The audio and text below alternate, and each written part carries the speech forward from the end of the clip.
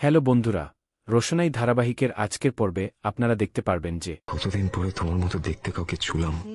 মনে হচ্ছে যেন তোমাকেই ছুঁয়েছি। তোমার চারপাশে থাকলে একটা অদ্ভুত গন্ধ ভেসে আসতো। মনে হচ্ছে সে ওই কল একই গন্ধ পাচ্ছে। কিন্তু আমার সামনে যে দাঁড়িয়ে আছে সে তুমি নও রোশনাই, সে তো তোমার বোন নয়নতারা। আমি কি করবো রোশনাই, এত অসহায় লাগছে আমার। নয়নতারাকে দেখে আমি বারবার উদাস হয়ে যাচ্ছি কেন? শুধু এই জন্যই যে তাকে তোমার মতো দেখতে, আর কোনো কারণ নেই। তুমি যেখানেই থাকো রোশনাই, ভালো থেকো। আমি জানি একদিন তোমার সঙ্গে আমার দেখা হবে, এই জন্মে না হোক পরের জন্মে হবে। যদি ওর ঠাকুর মশাই বললেন, জানি না তার কথা কি মিলবে কোনোদিন। কি ভাবছো? না না কিছু না, যেতে হবে এখন। আচ্ছা আপনি এখানে কিভাবে এলেন?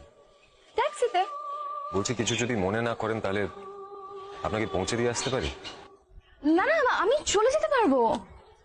সে তো আমি নিশ্চিত আপনি আমার ভরসায় তো আসেননি। আপনি যখন একা এসেছেন একা চলেও যেতে পারবেন।